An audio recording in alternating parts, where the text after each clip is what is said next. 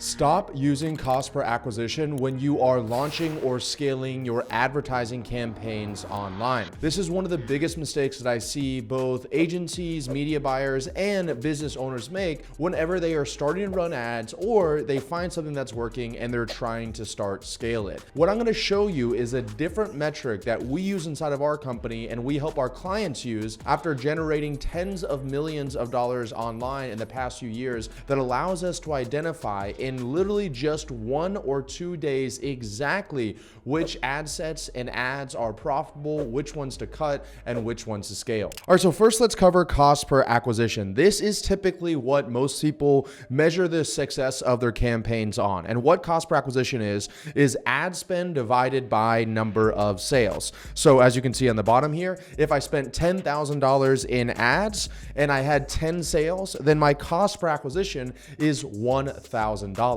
The issue with this is that you have to wait for a sale to come in order to be able to calculate this. So when you are spending money on ads, if the example below is $1,000, I have to wait to spend $1,000 before I know whether this campaign's gonna be profitable or not.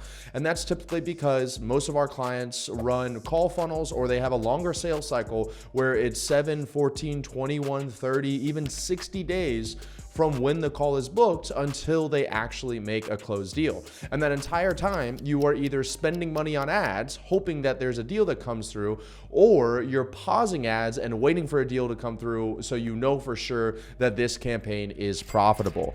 And this is what most people do. And the other issue with cost per acquisition is it simply doesn't identify bottlenecks. So just saying, oh, the cost per acquisition is this or the cost per acquisition is that, you have no reference point of whether it's good or bad. You don't know, is it sales fault? Is it marketing's fault? Is it the handoff between sales and marketing? Where is the bottleneck here? And unfortunately, cost per acquisition doesn't give you that number. Now, I'm going to walk you through what we use inside of our company that has revolutionized the way that we run and scale ads. And I manage ads for both of my portfolio companies, which are around $250,000 to $300,000 a month. And I manage it in just 5 minutes every single morning using this formula here. So this is called dollar per booked call. Now, in a dollar per booked call, what you do is you take the sales revenue that you made in a certain time period and you divide it by the number of booked calls that you had in that time period. Not the number of qualified calls that you took, not the number of calls that showed up, simply the number of calls that were booked on your calendar. So in the example down below, let's say we had $10,000 that we made in a 30-day period and we had 30 booked calls in order to make that $10,000. Then we would have a dollar per booked call of $333.33. And this is the number that you should be using when you're launching and scaling your campaigns, at least until you have enough sales coming in that you understand what the true cost per acquisition is. And the reason why is because you can identify the winning ads almost instantly.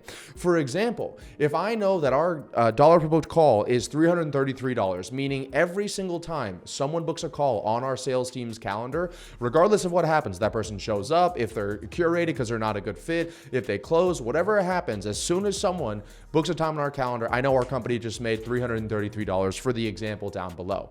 So that means that when I launch ads and I am seeing that these ads are costing me $100 cost per booked call, and I know that our sales team is making $333 dollar per booked call, then I have roughly a 3 times return on my ad spend. And I know that from day one, from the first call is booked. So instead of having to wait 14, 21, 30, even 60 days, I'm able to figure this out and identify it literally within 24 hours.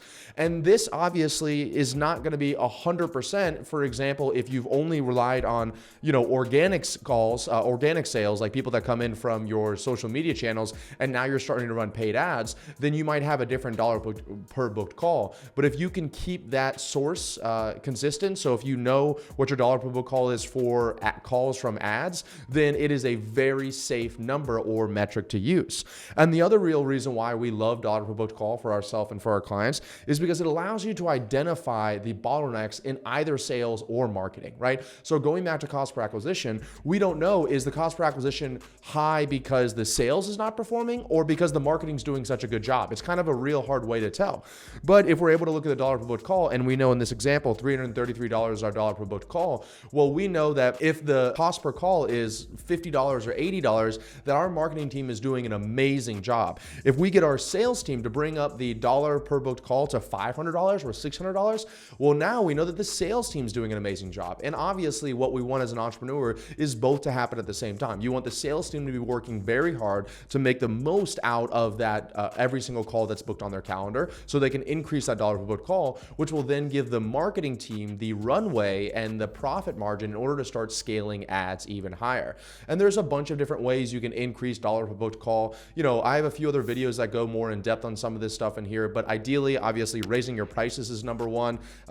Curating out unqualified appointments, so that way you make sure that you're only having your sales team speak with people that are very likely to close or at least have a good chance of closing versus somebody who's just, shopping around, window shopping around, because you're only going to have so much availability on your sales team calendar. And if out of 10 appointments, only 2 show up and 1 of them closes, then your dollar per booked call is going to be very low. But if you make those 10 appointments very qualified and then 8 show up and 5 close, then your dollar per booked call is much higher. So my recommendation is the next time you're launching ads or you're managing ads, stop looking or worrying about cost per acquisition and instead do the math to find the dollar per booked call. And then once you have that, compare that to what your ads are showing you for your cost per call, and then scale your campaigns using that.